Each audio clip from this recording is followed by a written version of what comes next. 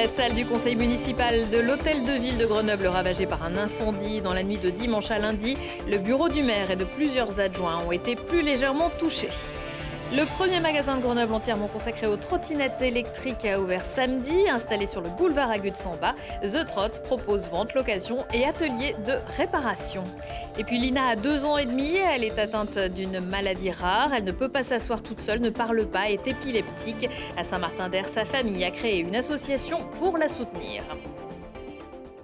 Bonsoir à tous, ravi de vous retrouver dans ce JT du lundi 30 septembre 2019. Toutes les heures à partir de 18h, l'essentiel de l'actualité du Grand Grenoble en moins de 10 minutes. Une enquête pour dégradation involontaire a été ouverte par le parquet de Grenoble après l'incendie qui s'est déclaré dans la salle du conseil municipal la nuit dernière. Aux alentours de 3h du matin, il n'y a pas eu de victime et l'accueil du public pour les démarches administratives et le vote des budgets participatifs a pu être assuré. Aucune trace d'intrusion n'a pour l'instant été repérée, mais la ville a demandé des analyses complémentaires à un laboratoire indépendant agréé. On a la salle du conseil municipal qui est brûlée, entièrement brûlée. Au-delà, c'est la fumée et la suie qui se sont propagées sur des bureaux et salles de réunion et sur le bureau du maire. À partir du moment où il y a des matériaux qui ont brûlé, chaises, tables, voilà, ça dégage un certain niveau de suie et de fumée, et du coup qui viennent effectivement et qui ont endommagé, enfin en tout cas qui sont venus se propager sur les autres parties autour du conseil municipal. On n'a pas d'alarme intrusion déclenchée, par contre on a l'alarme alerte incendie qui s'est déclenchée, qui a permis aux agents aussi d'intervenir et de prévenir les secours. On n'a aucune idée, analyse en cours du départ du sinistre, pour quelles raisons, voilà, donc analyse des causes. Et pour le SDIS, analyse pour la police aussi, donc en cours, pour déterminer s'il y a ou pas voilà, des éléments qui peuvent permettre déclenchement de... Pour l'instant, on ne ferme aucune. Pour l'instant, on n'a aucun élément, donc c'est enquête ouverte. La salle du conseil municipal devra être entièrement reconstruite. En attendant, le président de la métropole, Christophe Ferrari, a proposé la salle de conseil du Forum. Non aux produits phytosanitaires, comme le maire de Malval-en-Vercors, le premier magistrat de Soult, fait partie de la quarantaine de maires en France ayant pris ces derniers mois un arrêté anti-pesticides qui interdit ces produits à moins de 150 mètres des habitations.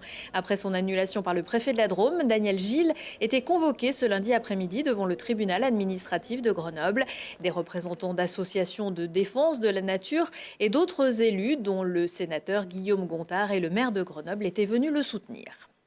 Aujourd'hui, je suis venue là parce que le maire de Soult, qui a eu le courage de prendre un arrêté dans sa commune avec son conseil municipal, se trouve convoqué au tribunal administratif par rapport à un acte très courageux qui est la défense de ses administrés, c'est-à-dire 0 pesticides à moins de 150 mètres des habitations. Mais déjà qu'un maire ose, si vous voulez, prendre cet arrêté pour interdire des pesticides loin des habitations, c'est quelqu'un qui a vraiment, si vous voulez, conscience, qui prend des principes de précaution et qui a vraiment conscience, si vous voulez, qu'il y a quelque chose à faire, quoi. J'imagine que c'est aussi rassurant pour vous de voir autant de monde qui est derrière cette démarche et votre démarche. Oui, bien sûr, oui. C'est encourageant, ça fait chaud au cœur et en même temps, on se rend compte qu'on ne s'est pas trompé de direction. Aujourd'hui, il y a un véritable problème de santé publique. Cette santé publique, le maire en a la responsabilité sur sa commune.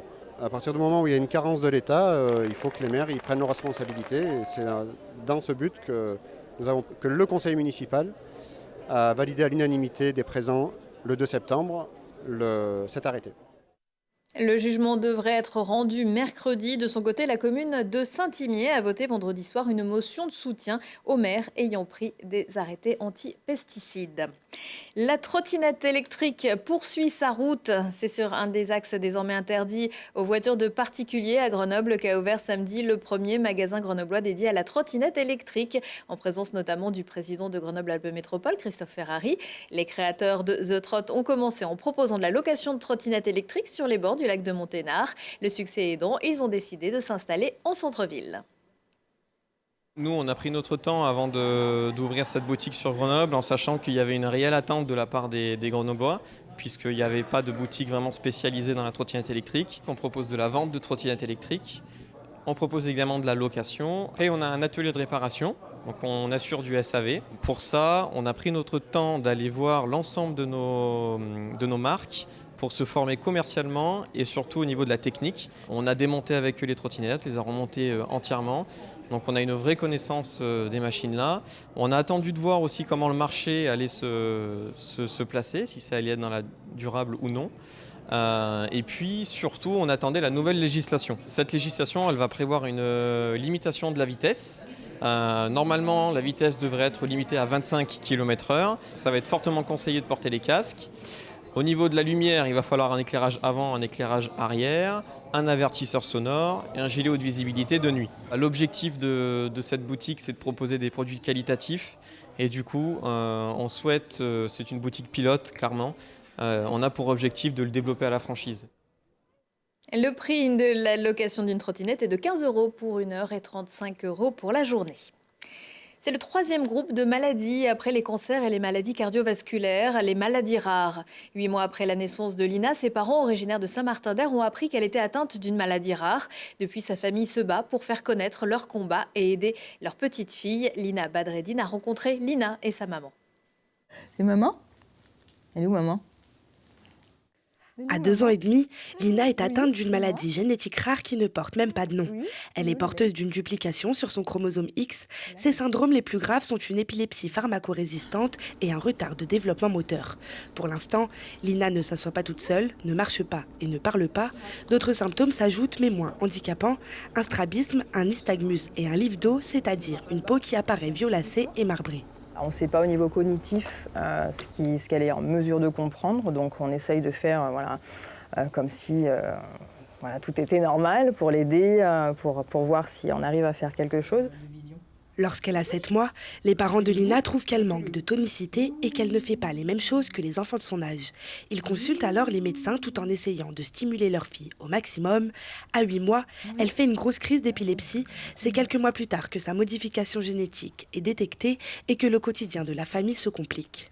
Étant donné qu'elle est hypotonique, c'est-à-dire qu'elle n'a pas un tonus très important, il faut toujours la tenir d'une certaine façon, etc. Donc c'est un petit peu compliqué, il faut penser à la poussette.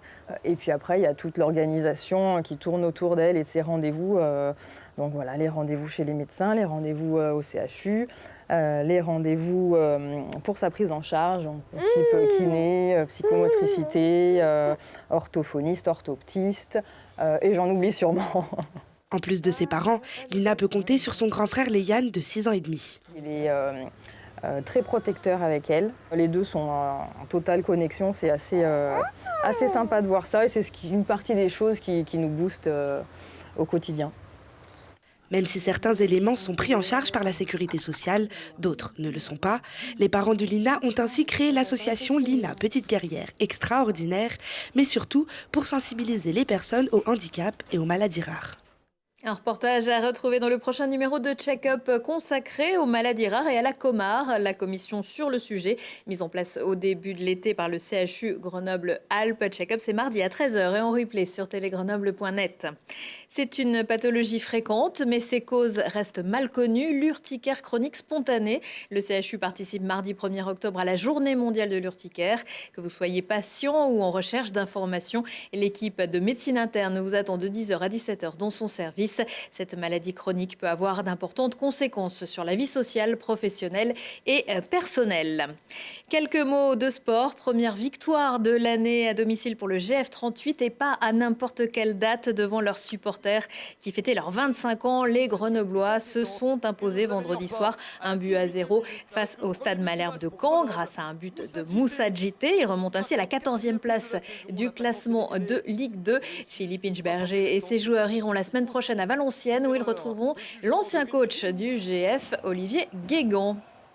Victoire également des Brûleurs de Loup en Ligue Magnus de hockey sur glace. Les Grenoblois se sont imposés dimanche 5-0 face à Gap. Ils recevront Briançon ce mardi à 20h à Pôle Sud.